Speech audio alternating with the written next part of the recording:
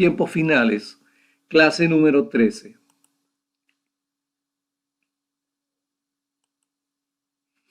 En la cuarta parte hemos analizado el arrebatamiento. En la quinta parte hemos hablado acerca de los tiempos finales. Y ahora, en esta sexta parte, vamos a hablar del hombre de pecado.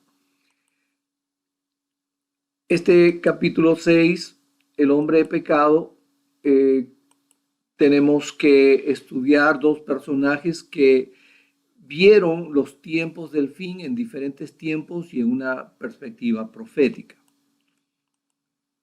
Estos son el apóstol Pablo y el apóstol Juan. La perspectiva profética que tienen ambos se relaciona con la segunda venida del Señor Jesucristo, para ser más exactos, el día que el Señor desciende con sus ejércitos y destruye a los malvados en la tierra. ¿Ok? Dice 2 Tesalonicenses 2:8, y entonces se manifestará aquel inicuo a quien el Señor matará con el espíritu de su boca y destruirá con el resplandor de su venida.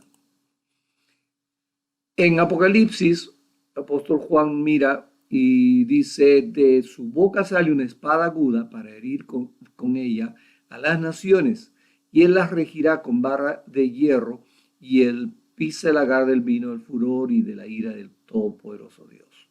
Este es el verso 15 del capítulo 19. ¿Ok? La visión son dos personajes en diferentes épocas, están en una perspectiva en la que ellos están viendo todo lo que está ocurriendo en el futuro. Eso es algo muy, muy importante, porque cuando dos personas en dos diferentes lugares y en diferentes fechas están viendo los mismos sucesos, esto nos habla de un hecho muy profético. Un hecho que sin lugar a dudas acontece en el resguardo de Dios, en el cuidado de lo que Dios tiene para su pueblo, ¿no? Él ha querido avisarnos de las cosas que vienen, y es el suceso que están viendo el apóstol Pablo y el apóstol Juan. Vamos a ver primero la visión y revelación del apóstol Pablo. Dice, primero creo que tenemos que identificar la fecha, que el apóstol Pablo tiene una visión muy importante.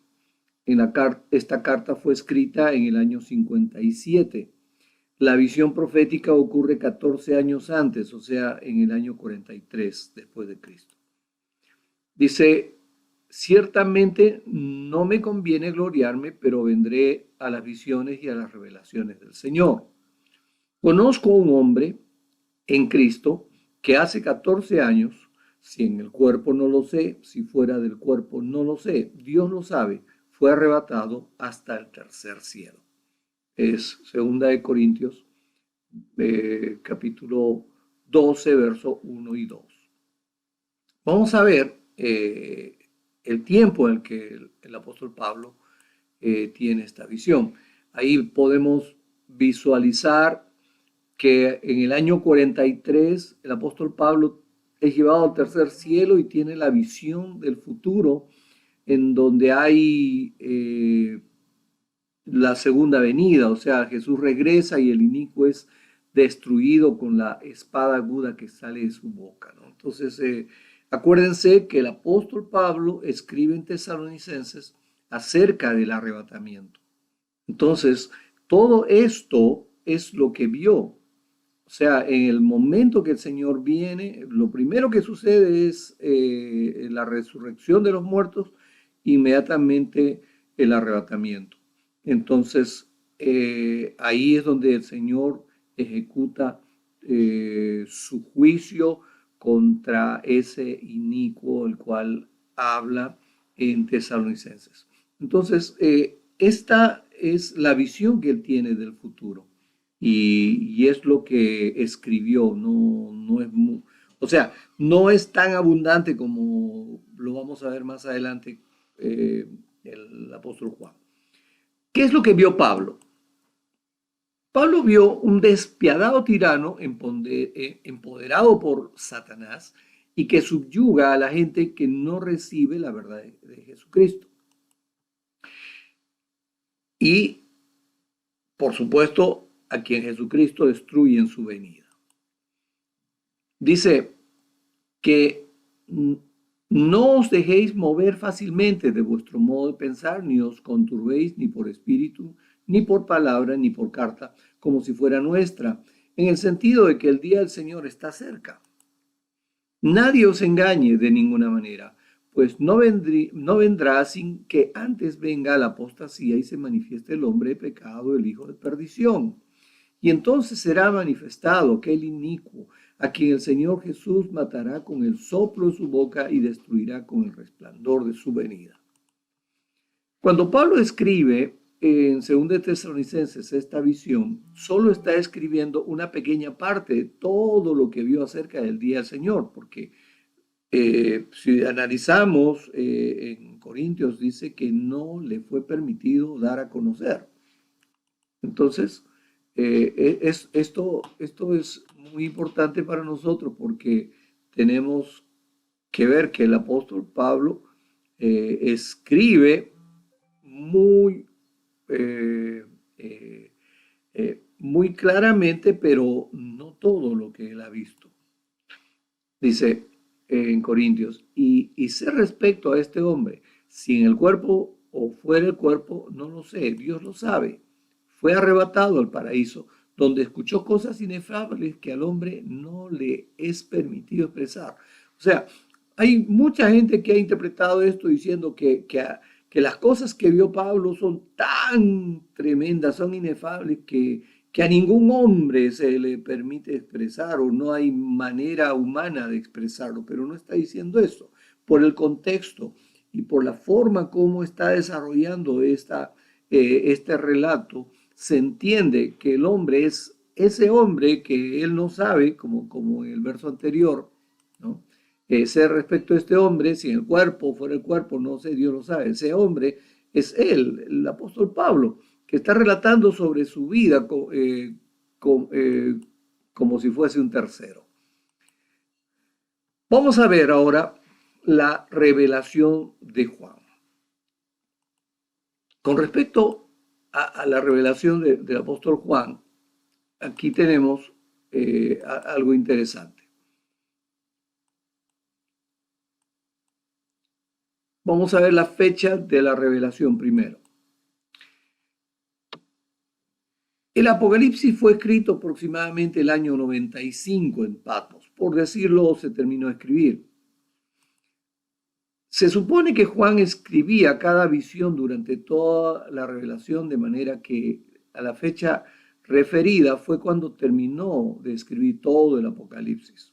Algunos dicen que duró unos 10 años, otros 5 años, pero la cosa es que el mismo desarrollo de toda la revelación no fue de golpe, tiene que haber desarrollado todo un tiempo de estar recibiendo esa visión y esa revelación de Dios. Vamos a ver la línea de tiempo de la visión de Juan. Cuando el apóstol Juan está escribiendo, terminando de escribir, aquí estamos promoviendo el año 90, es cuando tiene la visión sobre el futuro y se le ordena escribir, al contrario del apóstol Pablo. Y aquí es donde se ve el tema de la venida del Señor, ¿no? Jesús regresa y la bestia y el falso profeta son enviados al lago de fuego y los demás son destruidos con la espada aguda que sale de su boca. Toda esta visión del futuro fue tremenda. El apóstol Juan tuvo una visión detalladísima de todo lo que acontece en el futuro. ¿Qué es lo que vio Juan? Aquí solo nos vamos a limitar a los pasajes paralelos de la visión del apóstol Pablo. Lo que Juan vio respecto a lo que vio Pablo está registrado en dos pasajes del Apocalipsis, en los capítulos 13 y el capítulo 19. Lo que Juan ve es exactamente lo mismo que Pablo está viendo, solo que en este caso el apóstol Juan le llama la bestia.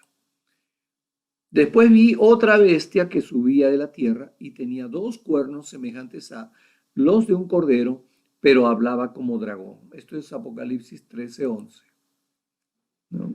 Y esa visión que tiene es después de haber visto una bestia con 7 cabezas, con 10 cuernos, pero esta segunda bestia tiene que ver como un cordero, cuernos de cordero, pero hablaba como dragón y esta pintura lo representa eh, eh, bastante claro, ¿no?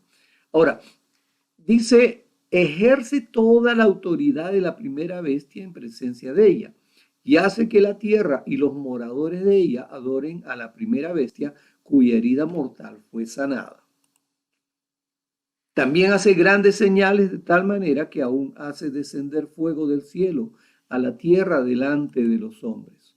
Y la bestia fue apresada y con ella el falso profeta que había hecho delante de ella las señales con los cuales había engañado a los que recibieron la marca de la bestia y habían adorado su imagen. Estos dos fueron lanzados vivos dentro de un lago de fuego que arde con azufre. Esto es Apocalipsis 19:20. ¿Ok? Entonces estamos continúo. Y los demás fueron muertos con la espada que salía de la boca del que montaba a caballo, y todas las aves se saciaron de las carnes de ellos. ¿Okay? Apocalipsis 19:21. Ahora, ante lo que vio Juan, aparentemente hay algunas diferencias, ya que Pablo ve que ese tirano es destruido con el soplo de la boca del Señor, pero en Apocalipsis el tirano al que Juan le llama la bestia es apresado y enviado al lago de fuego. O sea, ¿cómo es esto? ¿Por qué hay esta aparente contradicción o esta diferencia? ¿Cómo conciliamos esta aparente diferencia o contradicción? Lo vamos a analizar. Con una lectura más detallada del capítulo 13, podremos ver que Juan relata que sube una bestia y ese personaje es herido de muerte, pero sanó.